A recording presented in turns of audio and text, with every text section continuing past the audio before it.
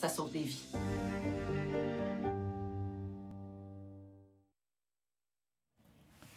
Nous voilà revenus à quelques secondes de ce point de presse de François Legault, du Dr Arruda et de la ministre de la Santé, Mme McCann. Sébastien, c'est en fait les deux leviers sur lesquels il doit actionner, le premier ministre.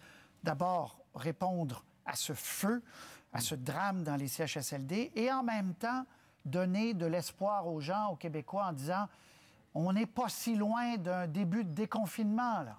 Oui, et c'est un peu cette dualité qu'il aborde dans son message quotidien. Vous savez qu'il publie un message quelques minutes avant de prendre la parole devant les Québécois.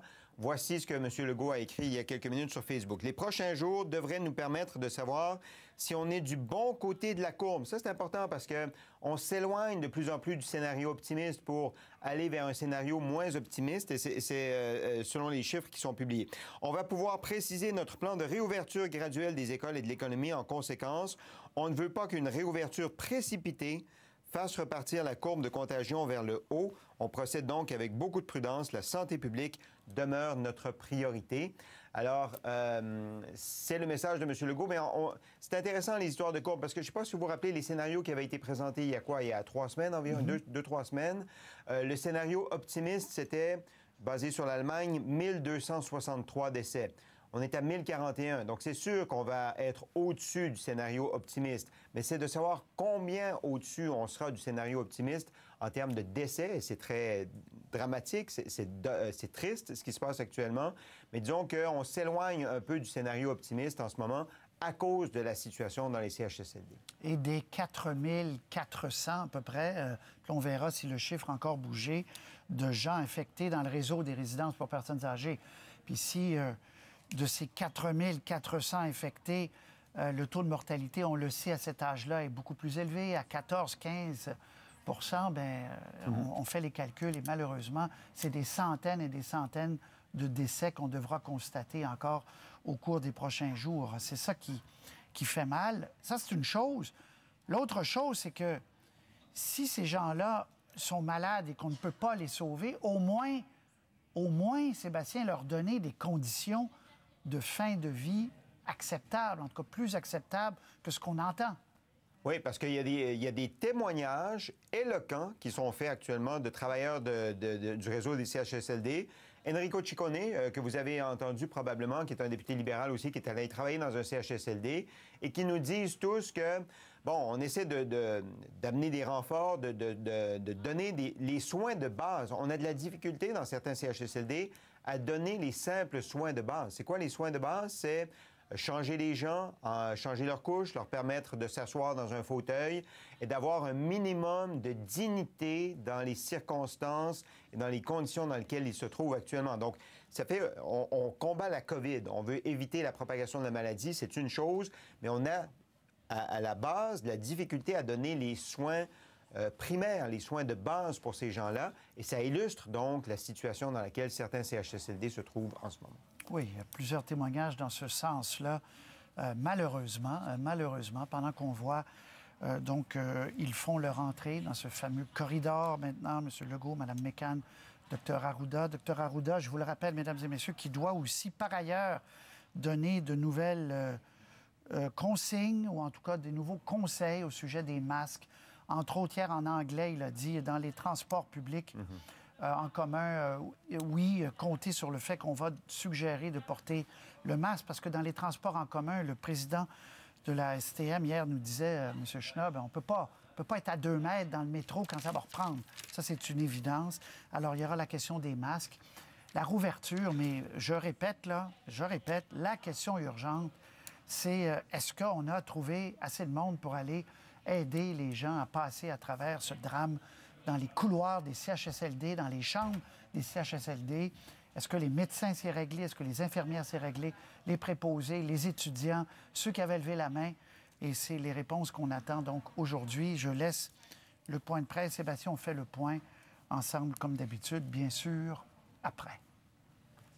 Québec, M. François Legault est accompagné de la ministre de la Santé et des Services sociaux, Mme Danielle McCann, et du directeur national de santé publique, Dr Horacio Arruda.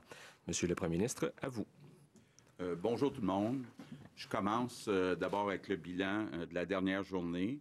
On a 93 nouveaux décès pour un total de 1134 personnes. Donc, bien sûr, je veux offrir mes condoléances parce que faut jamais oublier que derrière ces chiffres, il y a des vraies personnes, des vraies familles. Donc, plus de 1000 familles qui perdent un membre. C'est important, c'est très triste pour tout le Québec. On a maintenant 20 965 cas. C'est une augmentation de 839. On a 1278 hospitalisations. C'est une augmentation de 54. On a 199 personnes aux soins intensifs. C'est une diminution de 2. Évidemment que le grand défi qu'on continue d'avoir, c'est trouver le moyen d'attirer, d'amener du personnel additionnel dans nos résidences pour nos aînés. Je vous disais au cours des derniers jours qu'on avait besoin de 2000 personnes. Je vous disais hier qu'on en avait trouvé 1000. Effectivement, sur les 1000, il y a 350 médecins spécialistes. Je les remercie. Il y avait aussi des étudiants, des infirmières, des préposés qui étaient dans les hôpitaux. Bon, on pensait hier être capable de trouver l'autre 1000. Malheureusement, on n'est pas capable de les trouver. On a parlé avec, je pense, plus de 1500 médecins spécialistes, mais ce qu'on cherche, puis je le répète, c'est des gens à temps plein. Donc, il semble que c'est difficile d'aller à plus que 350 du côté des spécialistes. On continue à former des étudiants, mais qui ne sont pas prêts dès maintenant. Donc, on continue de manquer 1000 personnes. C'est pour ça que j'ai pris la décision aujourd'hui. On a demandé officiellement au gouvernement fédéral d'avoir 1000 soldats de l'armée canadienne qui vont venir dans nos CHSLD.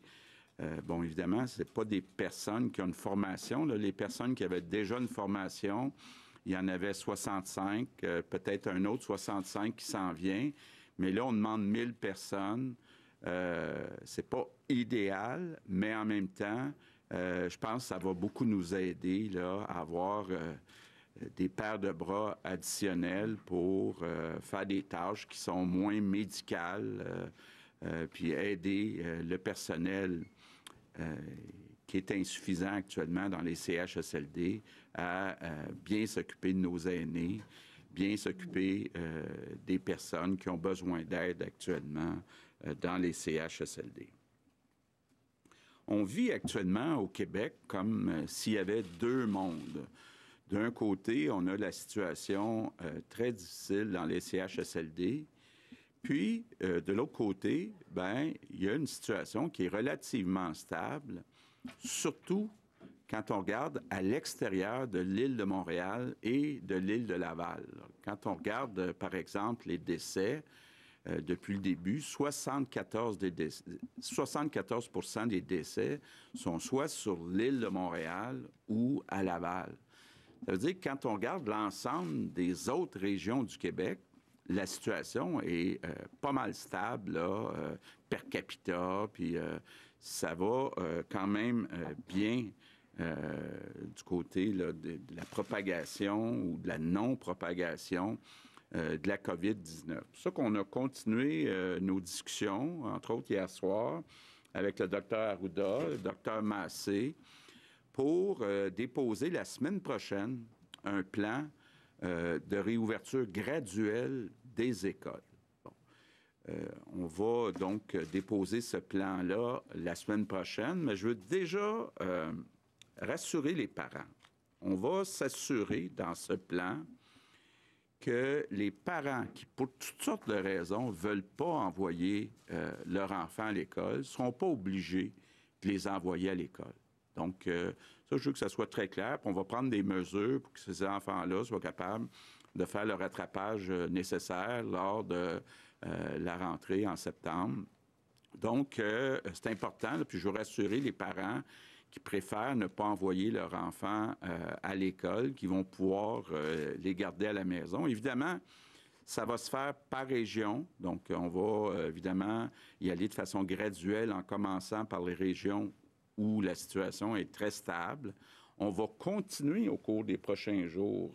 C'est pour ça qu'on se donne encore jusqu'à la semaine prochaine déposer notre plan. Donc, je suis certain que le docteur Arruda, comme moi, on suit ça de jour en jour. Puis si les chiffres restent stables, entre autres dans les régions hautes que Montréal et Laval, bien, on va pouvoir procéder à la réouverture graduelle des écoles avec un certain nombre de directives. Même chose aussi du côté des entreprises. On va déposer la semaine prochaine un plan de réouverture des entreprises. Vous allez le voir, là, ça va être très graduel.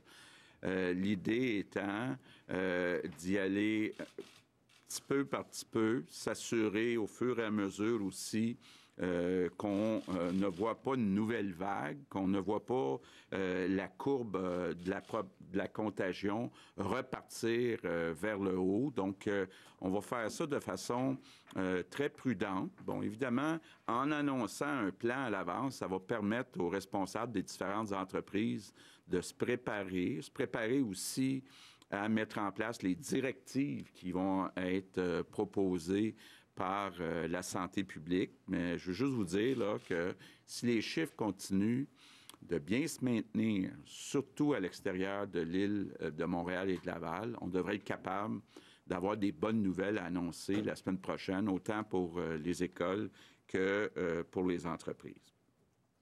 Mes remerciements du jour, je veux remercier tous les travailleurs, toutes les travailleuses qui sont revenus dans le secteur de la construction résidentielle. Je sais qu'il y avait beaucoup de Québécois qui étaient inquiets, qui devaient avoir une nouvelle maison, un nouveau condo, un nouvel appartement le 1er juillet.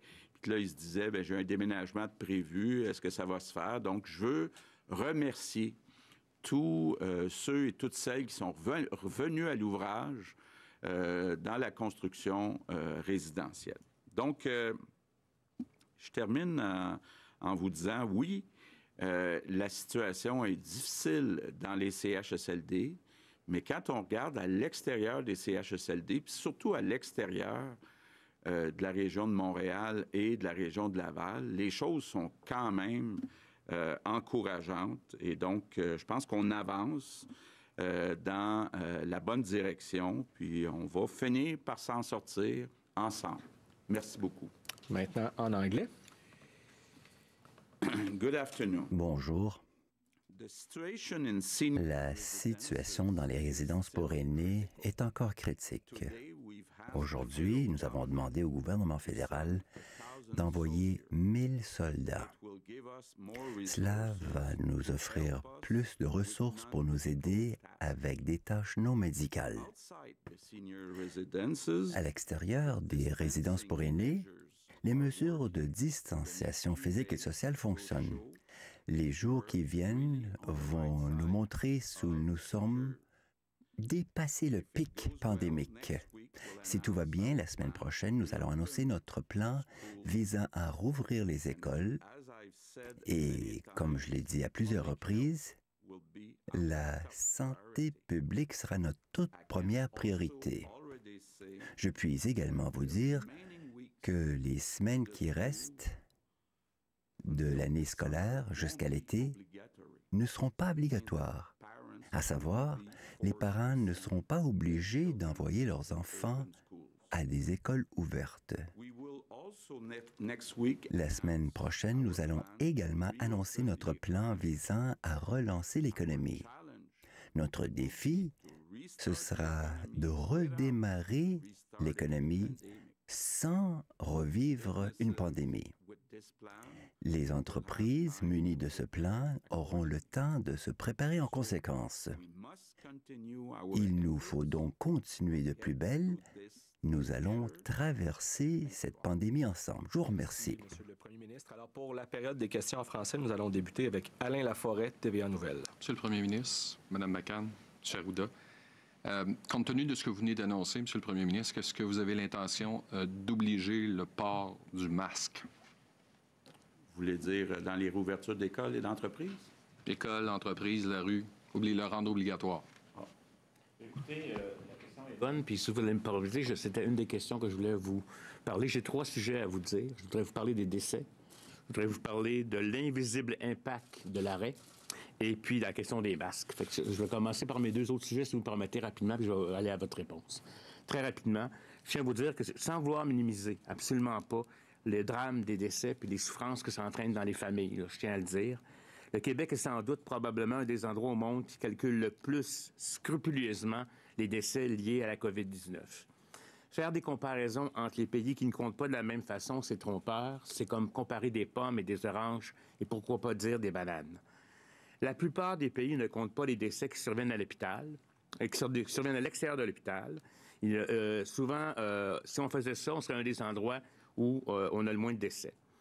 On aurait de très beaux résultats annoncés, mais ce serait trompeur. Il y a des pays qui ne comptabilisent pas ce qui se passe en CHSLD ou dans leur réseau pour personnes âgées, publiques ou privées, parce qu'ils n'ont pas les systèmes. Puis s'ils comptabilisent, ils peuvent attribuer des fois la maladie à un autre facteur et non pas seulement au COVID-19. Vous comprenez que nous, par exemple, si on a un lien épidémiologique où dès que le COVID-19 peut être une cause, on le met comme étant la cause du décès, alors qu'ailleurs, ça ne se fait pas. On n'a qu'à voir ce qu'on fait comme chaleur accablante. Dans des situations où on a de la chaleur accablante, alors qu'on a très peu de cas qui attendent les coronaires ailleurs, nous, on les déclare pour des fins de vigie. Moi, je trouve aussi qu'il y a d'autres pays qui ne déclarent que les décès des personnes qui ont été testées. Ici, on compte les décès pour lesquels, je l'ai dit, il y a eu un lien épidémiologique, donc des cas qui n'ont pas été testés. Je voudrais aussi vous rappeler que à chaque année, en temps ordinaire, il y a environ 1000 personnes par mois qui meurent dans les CHSLD. Et dans le fond, il faut comprendre que des décès actuels qu'on comptabilise associés au COVID-19 seraient survenus malgré la situation. C'est pas pour minimiser la chose, mais c'est parce qu'il y a énormément de débats en disant qu'on cache des chiffres, qu'on essaye de camoufler, alors que je peux vous dire qu'on est d'une super grande transparence. On pourrait être plus scrupuleux. On aurait pu décider de ne pas mettre les liens épidémiologiques, mais on a décidé de le faire parce qu'on pense que c'est la réalité et c'est les plus proches. Et j'aimerais ça vous dire une chose, quand tous les États vont finir par compter les décès qui sont en haut des moyennes observées dans les années antérieures, vous allez voir là les vrais chiffres comme tels. Et donc, je tiens à vous dire qu'on verra dans le temps comme dans le temps. Puis à ce moment-là, on pourra faire des meilleures analyses pour comprendre qu'est-ce qui s'est passé au Québec. L'autre élément que je trouvais très important qu'on dise, parce que je trouve qu'on doit ça comme information à la population québécoise, on a fait un arrêt très important, très précoce. Les experts indépendants de moi nous disent qu'on a sauvé entre 30 000 et 60 000 vies au Québec par l'impact qu'on a eu sur la transmission communautaire. Donc, on a eu un système de soins qui n'a pas été surchargé, parce qu'on s'attendait à ça, mais cette décision-là, elle a eu un impact important qui est invisible, que j'appelle l'invisible impact, et qu'on a tous tendance à oublier. Et c'est d'ailleurs pour ça qu'on veut faire une réouverture très progressive pour éviter que cet invisible impact redevienne visible et qu'on surcharge notre système de soins. Maintenant, pour répondre à votre question sur les masques et ce que j'appellerais les couvre-visages, oui, nous allons faire la recommandation de le porter surtout quand on n'est pas en situation de respecter le 2 mètres. C'est ce qui va être fait. Maintenant, en ce qui a regard avec l'obligation, les pénalités, est-ce que ça doit être fait dans les transports en commun, là? On est en train de regarder ça. Je peux vous dire que ça va sortir très rapidement et surtout avant la période de déconfinement. Mais vous comprendrez qu'on va prendre toutes les mesures pour qu'elles protègent les gens. Et je vais encore le répéter, cette mesure de masque ou de couvre-visage ne sera efficace que si les gens le portent adéquatement, ne se contaminent pas et surtout n'oublient pas de se laver les mains. Je sais que je dis et je répète et je radote, mais je vous dis, ça va être fait. Il va y avoir des enseignements pour aider la population québécoise à le faire, mais surtout, ne nous mettons pas à la queue leu-leu à 1 mètre en pensant que le masque nous protège comme un super-héros. Je vous remercie. Peut-être revenir avec votre question, M. Laforêt. Non, il a répondu à ma question. Bon, avez-vous une question? Ma question maintenant. Oui. J'ai une note entre les mains que j'aimerais brièvement vous lire, là, qui a été envoyée à tous les médecins du CIUS de Laval par l'officier de prévention et de contrôle des infections et le chef de service en microbiologie. Il est écrit, entre autres, pour les médecins, qu'il n'y a aucune indication, c'est écrit en caractère gras, qu'il n'y a aucune indication de porter un masque N95 en CHSLD actuellement, qu'il n'y en a aucune en CHSLD chez les résidents suspects ou confirmés à la COVID-19. C'est également écrit que exiger de porter un N95 est irrespectueux des collègues qui en dépendent pour leur sécurité, les stocks étant toujours limités. Cela amènerait aussi un message très contradictoire au personnel qui n'en porte pas. On dit également qu'il n'y a aucune consigne, tant de la santé publique que du ministère de la Santé, à l'effet qu'il faille s'isoler 7 jours avant de revenir au travail régulier en zone froide.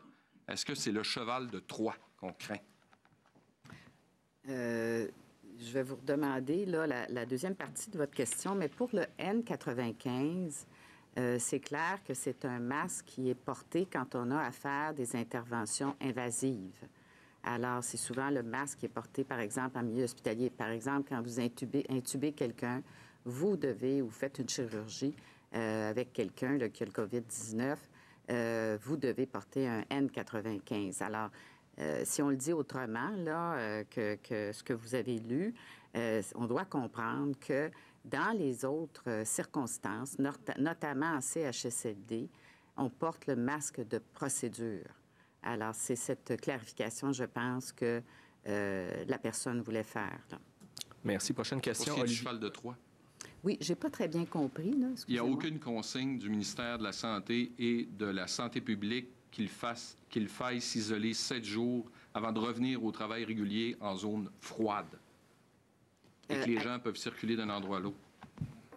Après qu'on soit revenu d'une zone chaude, j'imagine. Est-ce que c'est ça que je dois présumer? Oui.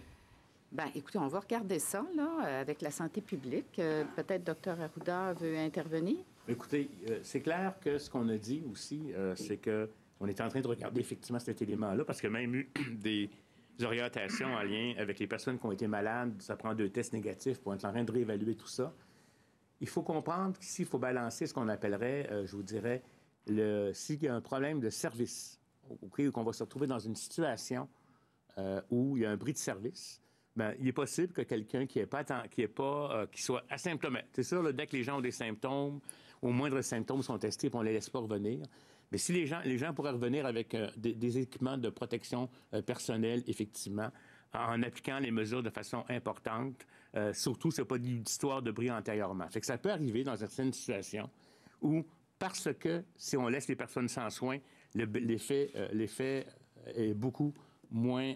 l'effet de laisser quelqu'un sans soins ou un bris de service pourrait avoir des mortalités associées à ce sens-là.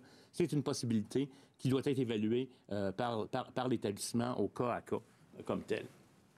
Merci. Prochaine question, Olivier Bossé, donc Le Soleil. Bonjour. Monsieur Legault, vous avez parlé abondamment des préposés aux bénéficiaires, dont il faut augmenter le salaire. Est-ce que quand même vous reconnaissez que l'attractivité de cet emploi-là ne tient pas qu'au salaire, mais aux conditions de travail, aux horaires et beaucoup au ratio patient-préposé? Bien, effectivement, quand on regarde depuis 1 an et demi, là, on a beaucoup augmenté les budgets dans les CHSLD, mais les postes sont restés affichés, mais non comblés. Donc, ça veut dire que parce que le salaire n'était pas attrayant, il manquait de personnel. Donc, le personnel qui était là avait une tâche plus difficile puisqu'il manquait de personnel. Donc, c'est un peu comme un cercle vicieux. Le fait qu'on manque de personnel à cause du salaire crée un problème additionnel parce que les personnes qui sont là, bien, doivent travailler plus que la normale parce qu'il y a des postes de non comblés. Est-ce que, là, la vraie question qui se pose, c'est est-ce que, une fois qu'on aurait tous les postes comblés, est-ce qu'on doit continuer de les augmenter? Bien, dans le fond, quand on a augmenté les budgets des CHSLD, c'était ça notre intention, c'était d'augmenter le nombre de personnes, donc de modifier les ratios. Mais là où on n'a pas réussi, c'est que les postes sont restés non comblés. Donc, on s'est retrouvé dans une situation où même si on a augmenté le budget, on n'a pas dépensé l'argent parce qu'on n'a pas attiré personne. Donc, on ne peut pas vraiment le savoir. Est-ce que ça aurait été correct si tous les postes avaient été comblés? Ma deuxième question pour Dr Arruda. Pour l'instant, on n'a toujours pas de médicaments ni de vaccins. Donc là, on parle du déconfinement de semaine après semaine, mais est-ce qu'on peut penser que la santé publique a un plan de plus que plusieurs mois, mais on parle d'années là, pour combattre ça? Bien, écoutez, c'est toujours difficile de faire des projections. Comme vous le savez, le SRAS est disparu à un moment donné, le premier SRAS, le virus du SRAS. Celui-là, on ne sait pas comment il va se comporter. C'est clair que c'est pour ça aussi, quelque part, un vaccin et un traitement, c'est pas pour demain matin. Puis on ne peut pas maintenir une société enfermée comme ça. Il faut comprendre que les confinements ont des effets pervers sur la santé mentale des gens, sur la violence qui peut être faite aux femmes, aux enfants, sur les dépressions, sur des questions d'anxiété, de santé mentale. Là, puis il faut qu'une société fonctionne, sinon ça ne marche pas. Donc on a cet équilibre-là à regarder où on va déconfiner progressivement, etc., intervenir, évaluer. Si jamais on se rend compte que dans un secteur d'activité ou un certain type de milieu de travail, il y a de la transmission de cas, il faut encore faire ce qu'on a fait. Chercher les cas, chercher les contacts, les isoler et faire les interventions. Puis, on va mettre les données aussi dans des scénarios pour voir un peu quel est le niveau de R0 qu'on a. Donc, c'est clair qu'on en a... Écoutez, je pense pas qu'à Noël... Je ne sais pas. Tu sais, j'aimerais bien ça vous dire qu'au 24 juin, on va tout être ses plaines en train de fêter ensemble, mais je pense que c'est un scénario qui est peu réaliste. Tant qu'on n'aura pas un vaccin, je vous dirais, pour vacciner les groupes, puis un vaccin qui soit sécuritaire, parce qu'on ne veut pas non plus vacciner les gens avec n'importe quoi, tant qu'on n'aura pas un traitement comme tel, c'est clair que ce virus-là va probablement revenir, s'éteindre peut-être comme les autres virus en période estivale, revenir vers les automnes, et c'est pour ça que notre plan de match va être à regarder. Puis à mesure qu'on aura des nouvelles connaissances, on verra aussi comment on va agir. Mais il est possible qu'on parle encore de coronavirus en 2021, malheureusement, ou même jusqu'en 2022. Prochaine question, Fanny Lévesque, La Presse. J'aimerais ça que vous nous expliquiez comment ça se fait qu'on arrive, qu'on ne soit pas capable d'aller chercher 1000 personnes supplémentaires dans le réseau avec tous les moyens qu'on s'est donnés, que ce soit les fonctionnaires, les finissants. On a vidé les hôpitaux. On avait 80 des médecins spécialistes hier qui nous disaient qu'ils n'avaient pas encore été appelés par le ministère. Le fait d'aller chercher l'armée, est-ce que ça veut dire qu'on a sous-estimé le défi de faire atterrir tout ce monde-là dans le réseau? Ou est-ce que ça veut dire que la situation est trop urgente et on n'a pas le temps d'aller chercher ces gens-là, ça nous prend l'armée? Bien, écoutez, vous avez vu comme moi, là, puis moi, je me suis fié à ces chiffres-là, qu'il y avait 2300 médecins spécialistes qui étaient prêts à venir travailler dans les CHSLD. La réalité, c'est que quand on demande aux médecins spécialistes, êtes-vous prêts à venir travailler à temps plein pour 2 semaines à partir de maintenant, il y en a 350. Donc, c'est certain là, que, dans le fond, on a peut-être surestimé le nombre de médecins spécialistes qui pouvaient venir dans le réseau des CHSLD. Mais est-ce qu'on a sous-estimé le défi de faire atterrir? Tu sais, c'est bien beau de dire on va aller chercher des finissants, mais en pratique, qu'ils atterrissent dans le réseau, c'est plus compliqué que ça, non? Bien, si j'avais 2000 médecins spécialistes, de les faire atterrir, comme vous dites, c'est possible. Ça peut prendre quelques jours, puis il peut peut-être avoir une période là où les gens doivent s'habituer à travailler ensemble, mais il n'y en a pas 2000, il y en a 350. Hein. Donc, il nous manque de bras. Là. Merci. Maintenant, au tour de Geneviève Lajoie, le Journal de Québec, Journal de Montréal. Bonjour. Vous avez parlé des chiffres tout à l'heure, M. Arruda. Nous avons demandé à 2 reprises quand même s'il y avait des sous-évaluations, des décès. Puis vous nous avez dit que vous étiez confiant de vos chiffres là, dans les dernières semaines. Bon, on lit ce matin que vos données pourraient être considérablement sous-estimées. Qui dit vrai et pourquoi ne pas avoir dit avant qu'il y aurait des milliers de décès? On l'a dit qu'on ne savait pas, qu'on n'allait pas prédire les choses sans savoir. C'est clair que, bon, des milliers de décès, il y a eu des scénarios quand même qui en prédisaient plusieurs. On avait un scénario qu'on appellerait optimiste, un scénario qui était pessimiste, puis on est quelque part entre les deux, si vous me permettez. Puis comme je vous le dis, là, il y a toujours aussi la question des délais. Hein. Les gens pensent que les gens, quand ils décèdent, ils n'ont pas une puce qui avertit automatiquement dans les systèmes d'information au ministère qui sont décédés. Hein. Nos données proviennent des cas qui sont disponibles à 6 heures. Les gens meurent plus souvent la nuit. Hein. C'est entre 6 heures du soir puis la nuit, ils meurent plus. Ils ne seront pas comptés dans les statistiques. Il faut que le médecin ait évalué le patient. Parce que des fois, les gens, il ne faut pas penser qu'à chaque fois que quelqu'un meurt, automatiquement, le médecin est rendu sur place. Ça prend un certain nombre d'heures. Il faut qu'il envoie cette formule-là à la direction de santé publique, qui va vérifier les informations. Si vous voulez savoir d'où il venait, ce patient-là, le CHSLD, s'il meurt à l'hôpital, et puis vous voulez savoir d'où il venait, il faut aller voir le cas où il était antérieurement, puis voir qu'est-ce qui est devenu en termes d'évolution. Donc, ça prend une enquête de la santé publique, de regarder la donnée, vérifie si c'est quelqu'un qui est mort du COVID-19 ou qui est mort d'une autre cause, etc. Donc, tous ces processus-là font qu'on n'a pas un portrait instantané. Et c'est normal que, par exemple, dans un CHSLD, vous vous disiez, il y en a 77, puis dans les chiffres du ministère, il y en a seulement 53. Mais si on commence à mettre des données mêlées dans notre chiffre statistique, puis deuxièmement, moi, ce qui m'importe, c'est pas la statistique, c'est que les actions se fassent. J'ai besoin de la statistique pour planifier où c'est qu'on s'en va. Mais une fois qu'il y a 2 décès ou 3 décès dans un CHSLD, là, c'est l'intervention qu'il faut faire comme telle. Je préfère que mes gens soient en train de s'organiser pour que l'application et qu'il y ait des travail qui se fassent adéquatement dans le réseau de la santé que de me remplir des formulaires de statistiques. Mais en même temps, on en a besoin. Puis on est en train de peaufiner le système pour avoir le minimum d'efforts pour les individus, mais en ayant la bonne donnée. Fait que moi, je suis très fier, je pense, du système qu'on a mis en place. Il pourrait être merveilleux. Si on avait les systèmes d'information, si on avait des dossiers médicaux informatisés, puis si on avait, tout était interrelié, automatiquement, on avait accès. Puis deuxièmement, on a des enjeux aussi avec la Commission d'accès à l'information. L'information ne peut pas être transmise aux centrales si elle considère des informations qui sont comme telles. Fait que quelque part, les chiffres qu'on a, là, honnêtement, là, moi, je pense qu'ils sont assez près de la réalité, mais il y a un délai, bien entendu, dans le temps.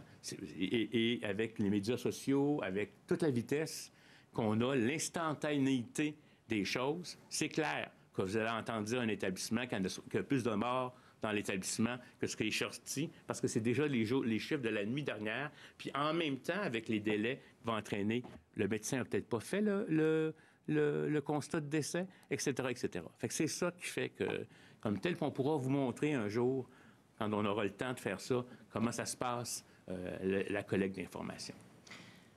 Vous avez demandé l'aide de tous les employés du réseau de l'éducation dans les derniers jours. Ils ont reçu encore une fois hier une demande pour prêter main forte dans les CHSLD. Ce sera quoi la procédure pour les enseignants qui vont aller travailler dans les CHSLD, par exemple? Est-ce qu'ils devront rester 14 jours en isolement après leur retour, puisqu'on sait qu'il y a une pénurie quand même d'enseignants dans les écoles? Comment concilier ça avec la réouverture des écoles? Bien, d'abord, il faut dire qu'on parle des enseignants qui enseignent en sciences de la santé. Là. Donc, c'est un petit pourcentage des enseignants qu'on interpelle actuellement pour venir dans les CHSLD. C'est tout le monde qui a reçu, toutes les catégories d'emploi ont reçu une demande cette semaine à 2 reprises du ministère de l'Éducation. Tous les emplois, toutes les catégories d'emploi, venez nous aider dans les CHSLD. Ces gens-là c'est des enseignants, des secrétaires, et vont faire quoi quand elles vont revenir des CHSLD, puisqu'on compte quand même réouvrir les écoles à un moment donné? En tout cas, il n'y en a pas beaucoup là, pour l'instant. À date, on a 740 enseignants et étudiants là, qui ont répondu à l'appel. Alors, effectivement, on se concentrait sur les gens qui ont une formation en santé. Donc, on va vérifier, là, mais c'est 740 là, à date qu'on a embauchés. Donc, on ne voit pas qu'il y aurait nécessairement un grand impact, puis on sait qu'il y a beaucoup de choses qui se font à distance également. Il faudra prévoir, là, effectivement, de voir avec l'éducation quelle sera la transition pour ces gens-là en lien avec la santé publique. Merci. Toujours en simultané, une question. Mathieu Dion, Radio-Canada. Bonjour. Sur l'armée, au lieu d'attendre après les médecins, les enseignants en soins de santé, les bénévoles, pourquoi ne pas avoir fait appel à l'armée il y a 10 jours? Un déploiement facile, rapide, massif, des gens qui sont capables de rester plus que 2 jours dans un CHSLD. À quelque part, pourquoi et le regrettez-vous? Bien, écoutez, moi, je l'ai répété, là, puis c'est sorti. Le samedi soir, j'ai parlé avec la présidente de la FMSQ, puis je lui ai dit, on a besoin de personnes à temps plein dans nos CHSLD parce qu'il y a des milliers de personnes infectées qui restent de mourir. Moi, je pensais qu'on serait capable de trouver des médecins spécialistes, là, 1000, 1500, 2000 médecins spécialistes qui seraient capables de venir à temps plein dans les CHSLD. Le résultat, c'est qu'il y en a 350. Donc, c'est sûr que si j'ai le choix des gens qui savent comment porter les équipements de protection individuelle, qui ont des notions de base en santé, et un soldat qui n'a pas de connaissances ou de qualifications en santé, j'aime mieux des personnes qui viennent du réseau de la santé. Mais on est obligé de se rendre compte là, qu'on n'est pas capable. On en a trouvé 1000, donc la moitié qu'on a besoin, mais il en reste 1 000. Donc là, on demande aux gens de l'armée. Ça ne sera pas idéal, mais au moins, ça va être des bras pour nous aider. En vue du plan de déconfinement, M. Arruda, on entend beaucoup de choses sur l'immunité collective. On comprend que l'incidence de la maladie sur la population est assez faible. Est-ce que vous pourriez nous éclairer là-dessus et dans quelle proportion les Québécois doivent attraper la maladie pour qu'on puisse en arriver à un déconfinement plus généralisé? Écoutez, vous posez des bonnes questions. J'aimerais ça pouvoir encore avoir une puce chez les Québécois pour qu'ils me disent je suis infecté, puis on reçoit l'information, puis c'est dans un système d'information, mais c'est pas comme ça que ça fonctionne. On pense qu'il n'y a pas une très grande proportion des Québécois qui ont été infectés, particulièrement avec ce que je vous ai dit tantôt, avec les mesures qu'on a faites d'arrêt importantes qui ont sauvé entre 30 000 et 60 000 vies, selon ce que m'estiment mes experts, jusqu'à la fin de l'été. Là. Je parle jusqu'à la fin de l'été. Donc, c'est une petite proportion. Et maintenant qu'on pense que le R0 de ce virus-là, qui était estimé en Chine entre 2,8 et 3 quelque chose, qui est plutôt autour de 5, bien, ça veut dire que ça va augmenter la proportion d'individus qui doit être immunisés. On pourrait passer de 60 % de la population immunisée à 80 % de la population qui devrait être immunisée avant qu'on ait ce qu'on appelle un ralentissement assez significatif. Donc, ça va nous comporter des défis beaucoup plus grands. Les études qu'on va faire en faisant ce qu'on appelle du dépistage aléatoire dans certaines populations ou régions pour voir, parce que vous comprendrez aussi qu'on aura sûrement une transmission communautaire beaucoup plus élevée à Montréal-Laval, donc un taux de conversion beaucoup plus élevé là-bas que si on est à Bas-Saint-Laurent, d'ailleurs, qui est un endroit où on dit qu'il ne se passe pas beaucoup d'activités. Et ça, plus les études séroépidémiologiques, c'est ça qui va nous donner réponse. Puis aussi, pas l'expérimentation, mais la réouverture progressive, puis voir comment, dans les milieux, ça va se propager, ça va être un indicateur. Puis je tiens à rassurer les gens, là, notre principale priorité demeure la santé, tout en pensant aussi qu'il faut être capable de réouvrir l'économie, ne serait-ce pas pour des questions financières, pour des questions d'éviter d'autres drames, des suicides, des gens qui vont des divorces à cause de la situation économique, des problèmes de santé mentale, etc. Là, une société, ça fonctionne aussi en étant dans l'action. Mais on ne mettra pas en péril les gens. Si on rouvre les écoles, ça va se faire avec des façons de travailler très différentes. On ne sera pas comme l'école d'avant. Hein, la distanciation sociale va devoir être quelque part respectée. Si elle n'est pas respectée, il y aura des masques qui seront utilisés comme tels. Donc, c'est tout ça qu'on va faire. Mais j'ai hâte d'être capable de vous dire qu'on est dans une transmission qui va être adéquate. Puis, comme d'autres pays ont aussi eu une expérience avant la nôtre, on va pouvoir regarder ce qui se passe là-bas avec des meilleures données. Merci. Autour de Louis Lacroix, Cogeco Nouvelles. Monsieur le Premier ministre, Mme McCann, M. Arruda. Monsieur le Premier ministre, dans la perspective de rouvrir les écoles, quels seront les moyens que vous envisagez pour connaître l'état de la pandémie parmi les élèves, le personnel enseignant, le personnel des écoles, etc. Est-ce que, par exemple, vous allez demander à ce qu'il y ait des tests qui soient passés de façon régulière chez les gens qui vont fréquenter les écoles pour savoir qui l'a pas, etc. Un peu comme on avait décidé de faire dans les CHSLD, là, de dire on va tester tout le monde. Est-ce que c'est quelque chose qui pourrait s'appliquer aux écoles également? Oui, ça pourrait s'appliquer aux écoles, ça pourrait s'appliquer à des groupes d'âge de population qui sont là. Il y a plein de stratégies là, qui vont devoir aussi, il ne faut pas oublier, il faut que le test soit fait à la bonne période, parce que si c'est trop tôt, il faut le répéter. Puis tester les enfants, c'est pas toujours évident, mais il y a probablement des tests qui pourront être faits chez certains travailleurs, là, des adultes, parce que c'est plus simple. On vous le rappelle encore, heureusement, les complications chez les enfants sont excessivement rares et ils vont faire, en les immunisant de façon un peu naturelle, on les aide en fin de compte, mais on ne s'organisera pas pour exposer, par exemple, des professeurs ou des gens en garderie qui ont des problèmes de santé ou qui ont un certain âge.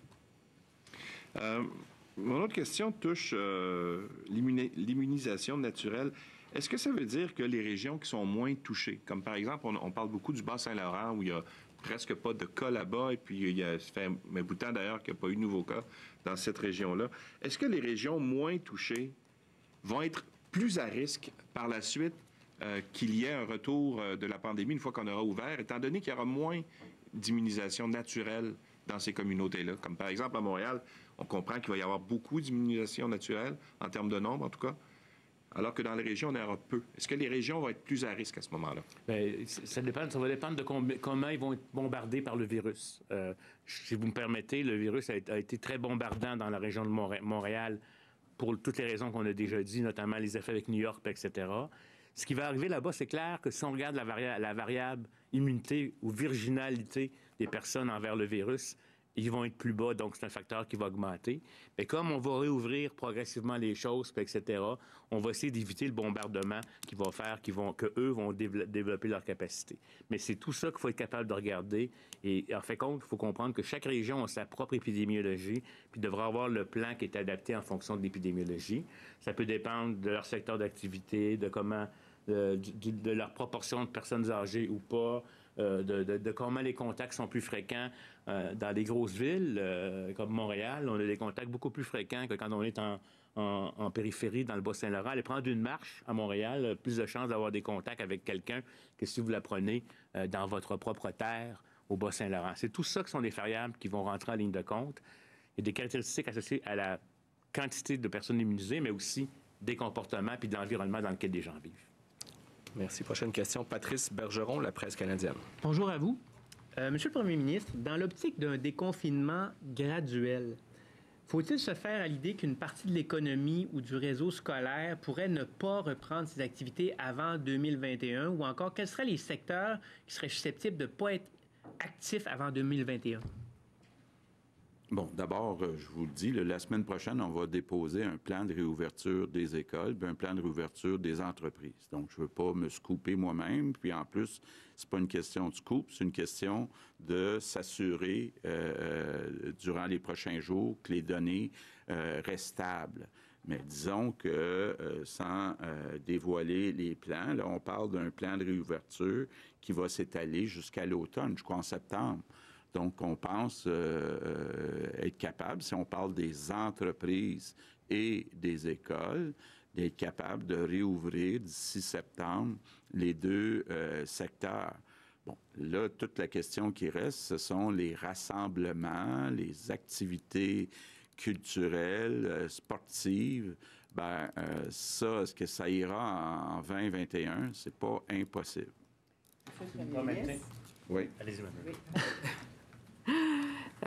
C'est que c'est pas tout à fait lié au sujet, mais vous allez me permettre, parce qu'effectivement, on parle de déconfinement graduel, mais moi, j'aimerais vous parler 2 minutes de reprise graduelle là, de certaines activités hospitalières, parce que je voudrais avoir l'opportunité d'en parler aujourd'hui rapidement.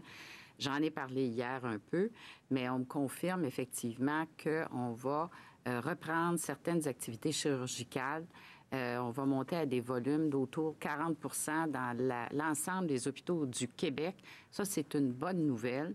Alors, par exemple, des greffes qu'on avait cessées, des greffes du foie, des chirurgies vasculaires, par exemple, pour des anévrismes. On va reprendre ça. On va reprendre aussi les activités d'imagerie médicale pour l'ensemble du dépistage là, de maladies liées au cancer beaucoup. Si on pense aux mammographies, ça va être repris aussi. Alors ça aussi, c'est des bonnes nouvelles. L'endoscopie va reprendre. Évidemment, ce que je veux dire à la population, c'est qu'on va appliquer les principes de distanciation physique dans les cliniques externes, dans tout ce qui est ambulatoire, là, puis au sein de l'hôpital. Vous savez que nos hôpitaux, maintenant, fonctionnent différemment d'avant la pandémie, zone froide, zone chaude. Je veux rassurer la population que l'organisation est bien en place et que c'est sécuritaire. Donc, j'invite les gens à venir pour leur suivi. Les médecins sont là pour vous, je le redis. N'attendez pas pour des maladies chroniques, par exemple, parce qu'on me dit qu'il y a beaucoup de rendez-vous qui sont annulés. Et quand on attend, c'est pire. J'ai reçu une lettre du président de l'Association des chirurgiens cardiovasculaires qui faisait état de patients qui se sont présentés trop tard à l'urgence, malheureusement. Alors, moi, j'invite la population à venir, évidemment, voir le médecin ou quand c'est urgent, ne pas attendre et venir appeler l'ambulance et venir à l'urgence. Alors ça, ce sont des bonnes nouvelles on reprend un peu plus d'activité dans les hôpitaux. Docteur Arruda? Mais je veux ajouter une chose, je m'excuse.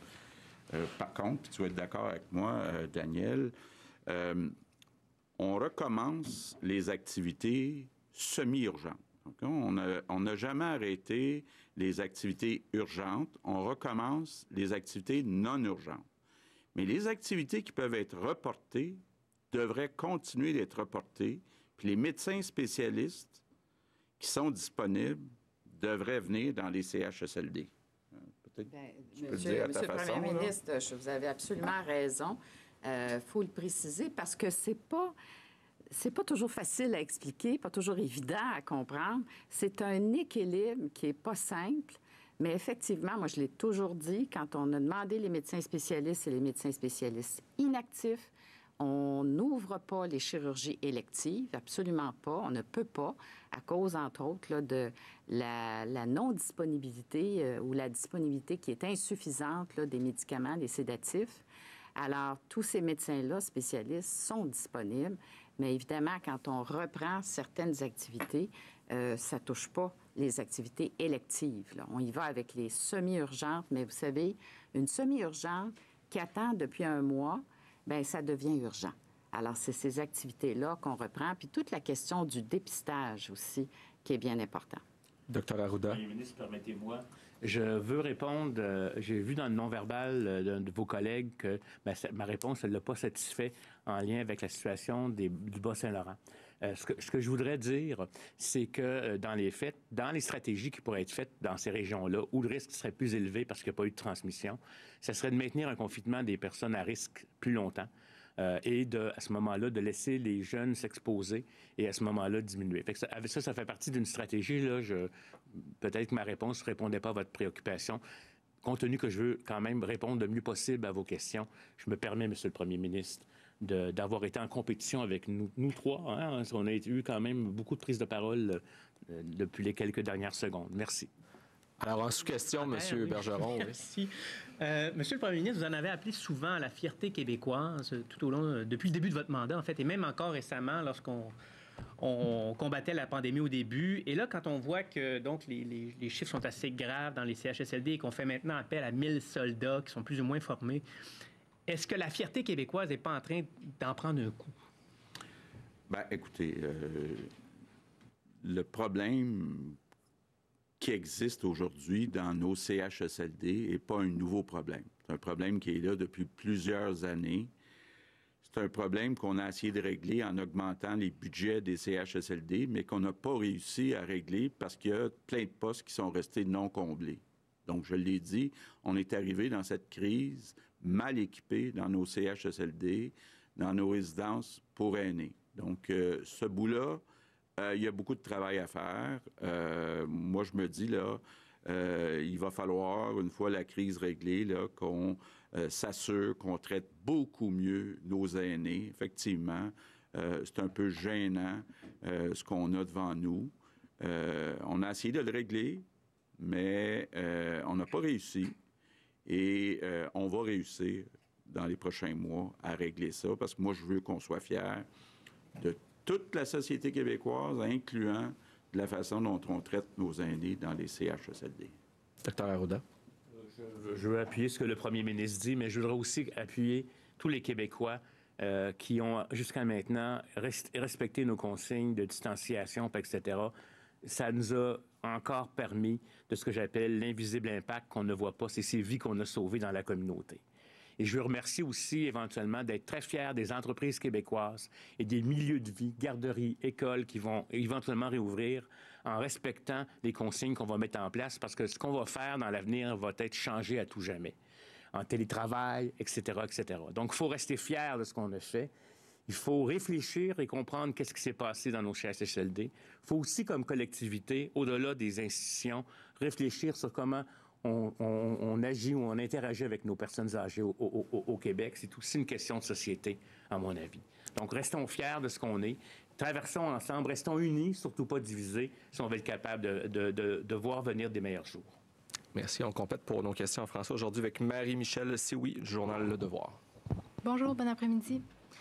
La docteure Joanne Liu est une sommité mondiale en matière de lutte contre les épidémies. Est-ce qu'elle sera intégrée à votre cellule de crise?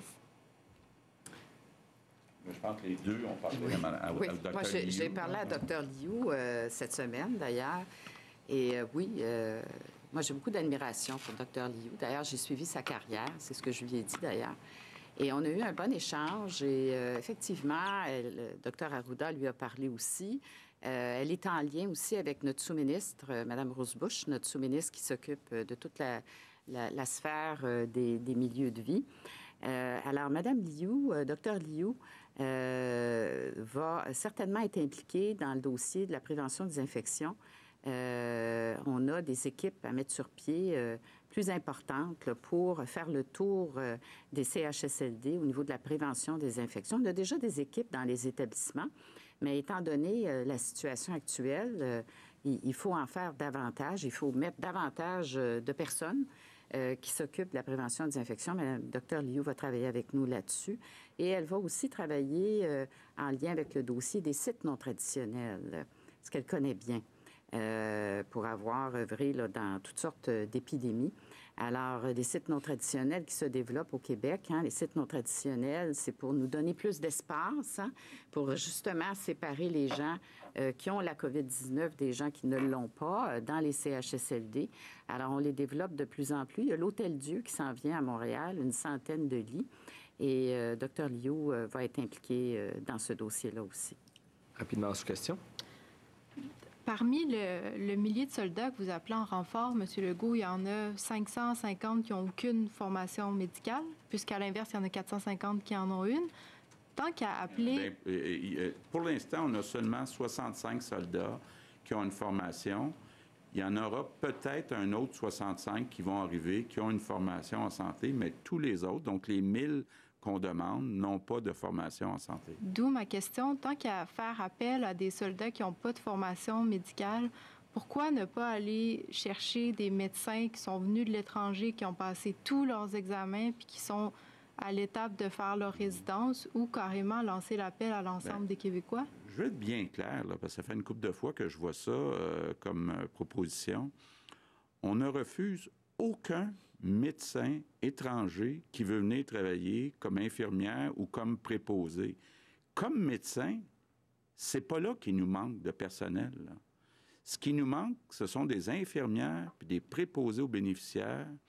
Donc, s'il y a des médecins étrangers qui sont prêts à venir travailler, à donner des soins de base dans nos CHSLD, on a les bras tout grands ouverts pour les accueillir. Mais comme médecin, c'est pas là qu'il y a la pénurie actuellement. C'est ça le problème qu'on a eu au début, c'est que les médecins spécialistes voulaient remplacer les médecins de famille, mais il ne manquait pas de médecins de famille dans les CHSLD. Ce qui manque, c'est des infirmières, des préposés aux bénéficiaires. On a essayé d'amener plus de médecins spécialistes qui viendraient agir comme infirmières. On a trouvé 350. Mais là, on n'en trouve pas d'autres. Donc, c'est pour ça qu'on va chercher les 1000 soldats. Merci. Le temps file. On doit donc passer aux questions en anglais. First question, Cathy Sonnet, CBC News. Good afternoon. Bonjour. Les experts maintiennent que la province devra faire beaucoup plus de diagnostics au moment d'ouvrir les écoles et les entreprises. Maintenant que vous avez l'intention de lancer votre plan la semaine prochaine, comment la province va-t-elle se préparer? Réponse. La semaine prochaine, ce n'est que le plan qui va être annoncé. Ce sera un plan progressif par étapes. Donc, nous voulons avoir des tests sérologiques. Nous voulons aussi élargir le dépistage et cela fera partie de notre stratégie pour ouvrir différents secteurs de l'économie et de la population. Donc, nous allons maintenir la capacité de diagnostic vivante pour nous préparer à la possibilité d'éclosion future. Question. Madame McCann, je suis vraiment désolé, mais on entend encore parler de la problématique de l'équipement de protection.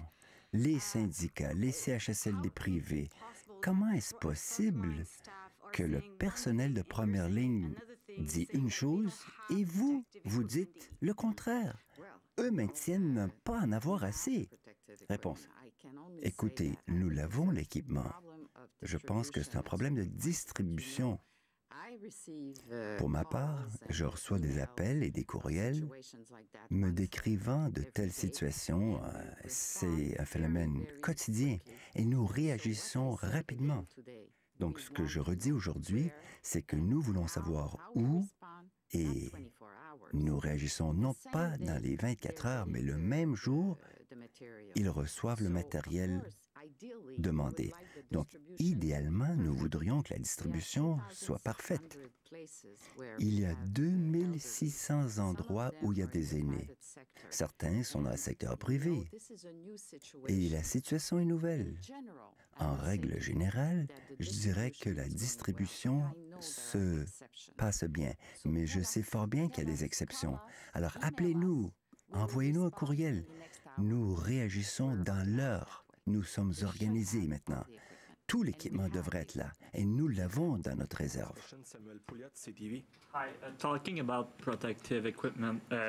Pour ce qui est de l'équipement, nous avons un cas à l'hôpital Lakeshore où les médecins et les infirmières reçoivent de l'équipement, entre autres des masques N95 avec une date de péremption, dans certains cas, d'il y a 11 ans.